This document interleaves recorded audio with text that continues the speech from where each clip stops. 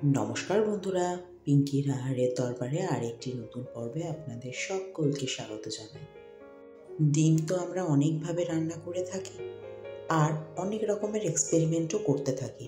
কোনোটা ভীষণ ভালো লেগে যায় আর কোনোটা অ্যাভারেজ হয়।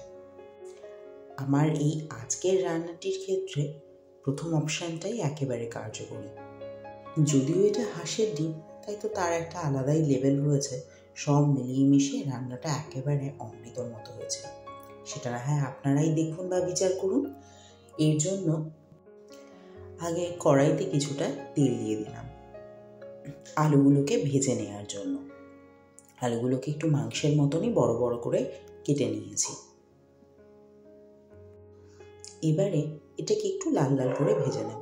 আচ্ছা, এটা নয় অন্য কড়াইতে ভাজা হচ্ছে হোক, আমি কড়াইতে অন্য একটা কড়াইতে আরেকটা প্রস্তুতি করে নিই। এখানেও দিয়ে দিলাম কিছুটা সর্ষের তেল, ওই 15 ml মতো সর্ষের তেল। আর এখানে কিছুটা গোটা গরম মশলা রয়েছে, খুব সামান্য পরিমাণে 3-4টে গোলমরিচ রয়েছে, আর বাদ বাকি দুটো এলাচ, এক টুকরো দারচিনি আর দুটো লবঙ্গ দিয়ে এবারে একটা মিডিয়াম সাইজের পেঁয়াজকে রাফলি চপ করে দিয়ে দিলাম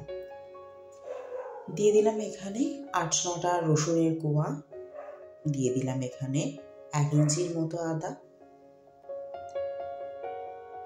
দিয়ে এবারে ভালো করে একটু নাড়াচাড়া করে নেবো, বা বলতে পারেন একটু নরম হয়ে যাওয়া পর্যন্ত নাড়াচাড়া করে নেবো। লঙ্কাটা 4টে দিতে গেলাম, তারপরেও একটা তুলে রেখেছি, পাছে ঝাল হয়ে যায়। যাই হোক, স্বাদ মতো লঙ্কা দিয়ে আবারও একটু নাড়াচাড়া করে নেব। 2টো টমেটো, সেটাকেও এরকম রাফলি কেটে নিয়েছি, নিয়ে দিয়ে দেবো রঙটা যাতে সুন্দর আসে তার জন্য একটা শুকনো লঙ্কা দিয়ে এবারে ভালো করে নাড়াচাড়া করতে থাকবো। দেখুন কোনো মতেই গলে না, সেই জন্য একটুখানি নুন দিয়েই দিলাম বাধ্য হয়ে। নুনটাও দিয়ে একটুখানি নাড়াচাড়া করে, বা বলতে পারেন সমস্ত কিছু নরম হয়ে আসা পর্যন্ত নাড়াচাড়া করে নামানোর একটু আগে আমি দিয়ে দেবো এখানে ওই এক মুঠোর মতো ধনেপাতা, যেটাকে আমি খুব ভালো করে দিয়ে দিয়েছি। ধনেপাতা দিয়ে কিন্তু বেশিক্ষণ নাড়াচাড়া করার কোনো দরকার নেই। ওটা নামিয়ে আমি একটা পেস্ট করে নেবো, সেটা আর দেখালাম না। আর অপরদিকে আমার কিন্তু আলু ভাজাটাও হয়ে গেছে, সেটা নামিয়ে নিলাম। আচ্ছা, ওই তেলের ভিতরেই আমি এই যে ডিমগুলো, হাঁসের ডিম, এইগুলোকে একটু চিড়ে নিয়েছি। কোথায় যে, হ্যাঁ এই তো, দাঁড়ান, কোন দিকে ঢুকে বসে রয়েছে, একটু চিড়ে নিয়েছি, সেগুলো একটু ফাটিয়ে চিড়া ডিমগুলোকে আমি একটু দিয়ে দিচ্ছি। অল্প একটু হলুদ দিয়ে দিলাম, এটা অপশনাল, রঙটা সুন্দর আসবে তাই। ডিমগুলোকেও হালকা ভেজে তুলে নেবো, কখনোই বেশি করে ভাজতে যাবেন না, তাহলে বাইরের চামড়াটা না ভীষণ মোটা হয়ে যায়। যাই হোক, অল্প করে একটু ভেজে তুলে নিচ্ছি।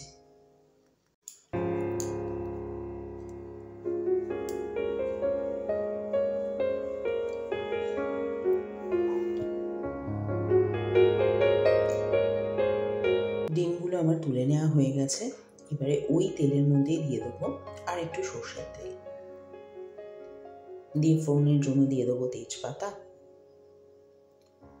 দিয়ে দেবো আধা চা চামচের মতো জিরে, আর দিয়ে দেবো রঙটা যাতে সুন্দর আসে তার জন্য একটুখানি চিনি, বা বলতে পারেন স্বাদ মতো চিনি।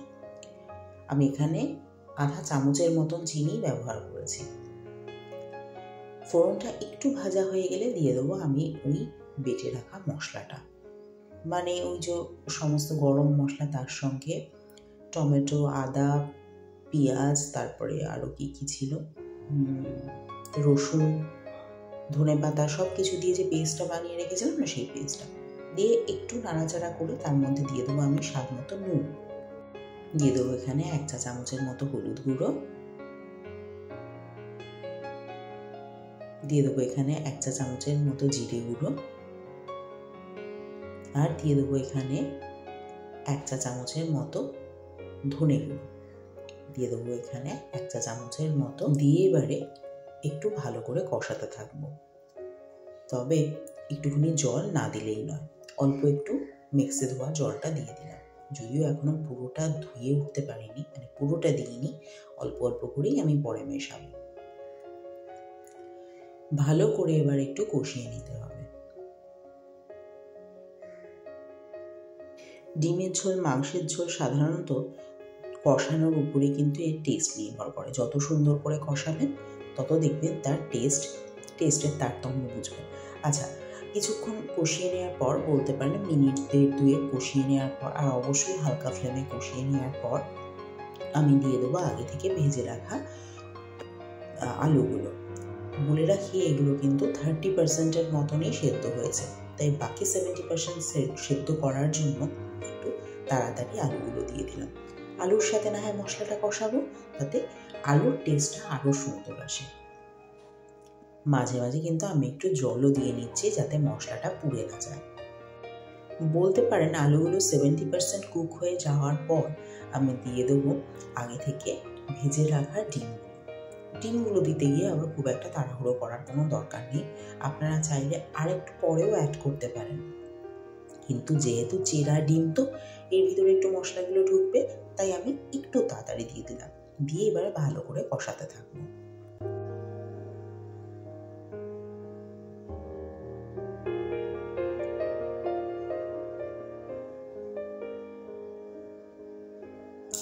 দেখেছেন কি সুন্দর কালারটা এসেছে। যদি রুটি বা পরোটা থাকে, মানে যদি রুটি বা পরোটা দিয়ে খান, তাহলে অল্প একটু জল দিয়ে এটা নামিয়ে ফেললেই হয়ে যায়, কিন্তু যেহেতু আমরা ভাত দিয়ে খাবো তাই একটু বেশি করেই ঝোল দিয়ে দিলাম। আর হ্যাঁ, অবশ্যই আমি কিন্তু এটা গরম জল ব্যবহার করেছি। যেহেতু এখন শীতকাল, জল মোটামুটি ঠান্ডাই থাকে, তাই একটু গরম জল করে নিলেই বেশি ভালো হয়। কিছুক্ষণ ফুটিয়ে নেওয়ার পর বা নামানোর একটু আগে আমি একটু ফ্রেশ ক্রিম দিয়ে দিচ্ছি। এটা একেবারেই অপশনাল, তবে ফ্রেশ ক্রিম দিলে এর টেস্ট অনেকটা বাড়ে। তবে বললাম, ওই বাড়িতে যদি না থাকে দেওয়ার দরকার নেই।